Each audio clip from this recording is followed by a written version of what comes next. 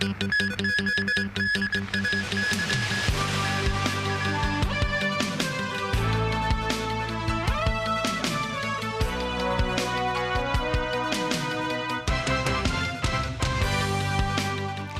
evening and thank you for joining us.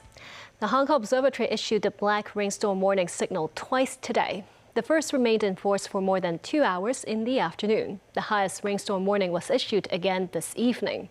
Hardest hit areas this afternoon included Two Moon, Yuen Long and Tin Shui Wai, which were lashed by heavy downpours and flooding. The black rainstorm warning signal was issued at 12:55 p.m. with rainfall reaching nearly 70 millimeters in Two Moon and Yuen Long. Long Ping Station in Yuen Long saw floodwater surge near the level of the bridge. On Tung Tai Street, minibuses had to drive through waterlogged streets.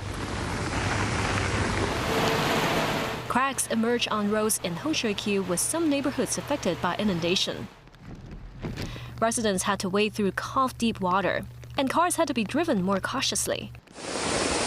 Precarious sites too in Two Moon, including this village, Jiangtao Chun. Water everywhere. After the second black rainstorm warning signal of the year was issued, many students rushed home as the Education Bureau announced suspension of afternoon classes. Schools were required to remain open and implement contingency measures to care for students already on campus and could not leave. Earlier, an amber rainstorm warning was issued at 5:40 a.m. and cancelled after nearly 4 hours in effect. Another band of thunderstorms approached Hong Kong, prompting a second amber warning at 11:15 a.m., followed by a red rainstorm warning at 12:10 p.m., before being upgraded to the black signal 45 minutes later. At 3:05 p.m., the warning was downgraded to red. The observatory forecasts occasional heavy showers and squally thunderstorms throughout the day, with bouts of intense rain at first. Areas of intense thundery showers associated with an active southerly airstream are affecting the coast of Guangdong. Locally, intense rain bands are affecting the urban areas and the eastern part of the territory. And locally, there has been heavy rain in the past couple of hours.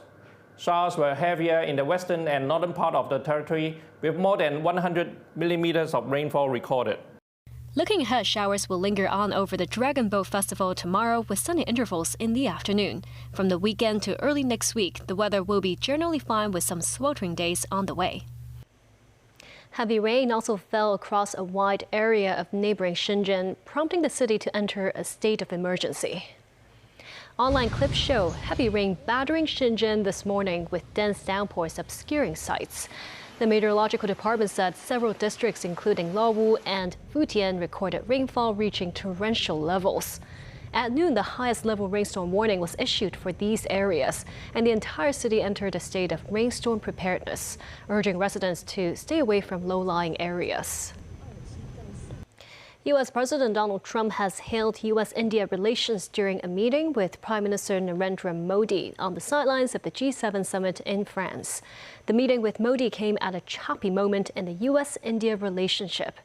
On June 10th, 3 Indian sailors were killed in a U.S. military strike on a tanker in the Gulf of Oman in the midst of the American blockade, targeting oil shipments through the Strait of Hormuz. Modi alluded to the incident with the sailors at their meeting, saying the safety of Indian mariners is of utmost importance to us. On the issue of trade, Trump said the U.S. is very close to reaching a deal with India, and he lavished praise on Modi. He's a very tough negotiator. He's one of the toughest, actually. So you look at this man. I'll give you a lesson. He's the most beautiful looking man. He looks so nice. He's like an angel. But actually, he's as tough as he's a killer. I don't want to. He's a killer. U.S. President Donald Trump derailed the confirmation process of his own nominee to head his nation's intelligence agencies. This is in an extraordinary move that upended Senate efforts to renew a crucial surveillance program and fueled fresh tensions with fellow Republicans on Capitol Hill. Daniel Rao tells us more. He's U.S. President Donald Trump declared he was delaying the nomination of federal prosecutor Jay Clayton as Director of National Intelligence. This just hours ahead of his scheduled hearing, despite bipartisan praise for the nominee and Republican efforts to speed him through the confirmation process. Senate Intelligence Committee Chairman Tom Cotton said Republicans would go ahead with the Clayton hearing anyway, unless the president directs him not to appear or withdraws his nomination. But he eventually postponed the hearing, saying it was regrettable Trump had directed Clayton not to appear. Trump's attempt to delay Clayton makes it more likely that his temporary pick for the intelligence job, top housing official Bill Pulte, will take over when outgoing Director Tulsi Gabbard leaves office on Friday. Trump called the speedy process to get Clayton formally installed a rush act by the Democrats. Trump sang Pulte's praises and said he'll be in charge until someone else gets approved. Well, as long as it takes to get everybody else approved. I mean, they were doing a rush act, and we didn't get anything for it. Look, he's a very legitimate guy. He's very smart. He's a brilliant guy. Republicans and Democrats in Congress have sharply criticized Pulte. A Trump loyalist has no known national security experience and has used his current administration purge to target perceived adversaries of the president. Caught in the middle is the renewal of Section 702 of the Foreign Intelligence Surveillance Act, or FISA, bipartisan legislation that aims to prevent terrorist attacks by monitoring the communications of targeted foreigners located outside the U.S. Democrats had said they would not provide the necessary votes to pass the bill unless Pulte's temporary appointment was withdrawn. The current surveillance authority expired last week. Further complicating matters, Trump said he would not sign the FISA renewal without his legislation to require proof of citizenship for all voters, which does not have enough votes to pass the Senate. Dan Roll, TV News.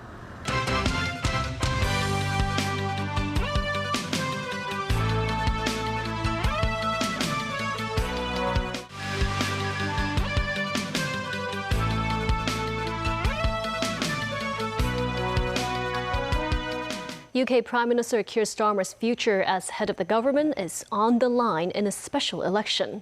Voters in the Makerfield district of northwest England are electing a new lawmaker, and the leading contender is Andy Burnham, the current mayor of Greater Manchester and the hot favourite to be the next Prime Minister. If Burnham wins the seat for the Labour Party, he is almost certain to challenge the embattled Starmer for leadership of the party and the country. On Wednesday, Starmer implied he would give Burnham a big role in the government. The Prime Minister said he would not relinquish his leadership. However, he has struggled to deliver promised economic growth, repair tattered public services, and tarnished by his appointment of scandal-plagued Peter Mandelson as Britain's ambassador to Washington. The Commission on Poverty has released a report on impact of targeted poverty alleviation strategy in Hong Kong. It shows all key performance indicators, or KPIs, are met or exceeded. Chief Secretary for Administration Eric Chan said poverty will no longer be defined in the future, and the focus will be on relief efforts. Daniel Rao reports. The report on impact of targeted poverty alleviation strategy in Hong Kong was released today. The three target groups in need of assistance are estimated to include over 210,000 subdivided flat tenants, over 200,000 single-parent households, and over 717,000 elderly households. The report details the achievements of the assistance program. In the Strive and Rise program, teens showed improvement in areas such as self-confidence, financial planning skills, and self-esteem. In the Community Living Room pilot program, there were improvements in living space, community belonging, and interpersonal networks. As for the after-school care program, nearly 100% of parents or caregivers reported reduced homework time for their children at home. Families participating in the program saw an average income increase of about $3,500. About 90% of students reported making new friends and discovering personal interests. The report concludes the government-business-citizen cooperation model is effective. The government will continue to refrain from defining poverty and will focus on providing relief. Chief Secretary for Administration Eric Chan said the word poverty should include non-economic poverty. A government source emphasized that not defining poverty is to avoid labeling. General TV News. Hong Kong's universities have shown significant improvements in the World University QS rankings. 2 local universities are now in the global top 20. The Chinese University of Hong Kong jumped 14 places to 18th. This while the University of Hong Kong maintained its 11th position. In all, 5 UGC-funded universities continue to rank among the world's top 100 this year, including HKUST, which rose 11 places to 33rd. The Hong Kong SAR government said it will support institutions in building world-class universities and disciplines. A traveler who arrived in Hong Kong from Indonesia was robbed of gold bars worth about 7 million Hong Kong dollars at the airport's parking lot. Police sealed off parking lot number 3 at the airport. It is understood that the 36-year-old man arrived in Hong Kong at midnight and was intercepted by 3 mask-donning men when he was walking to the parking lot to pick up his car. The assailants, believed to be between 20 and 30 years old, were armed with knives and seized a man's backpack containing 6 kilograms of gold bars. The trio then made a swift getaway via a private car. The male victim sustained injuries to his left thigh and left forearm during the struggle and was sent to hospital for treatment. Dragon boat races will be held across Hong Kong and neighboring Macau on Friday to mark the Dragon Boat Festival. Among the teams gearing up is a Shatin-based squad, which hopes to promote the culture and spirit of the Chinese tradition.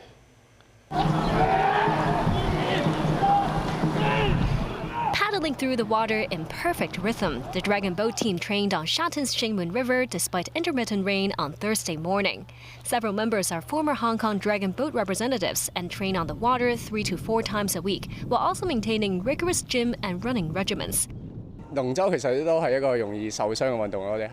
Former Hong Kong team member Hyun Kui Chun says the sport's repetitive one-sided paddling motion often leads to muscle imbalances and injuries. But the camaraderie among teammates has kept him motivated, with hopes to use his professional experience to bring this district squad to higher levels. The crew will represent Shatin District at the Hong Kong International Dragon Boat Races later this month in East Tsim Sha Tsui. On Friday, they will be the first community-based team from Hong Kong to compete in the Macau International Dragon Boat Races. As team captain says, conditions in Macau present new challenges, with races taking place in calmer fresh water compared with the river and coastal waters where the team usually trains. Stroke by stroke, the paddlers hope to bring their local team to more international stage so more people can understand this Chinese traditional sport.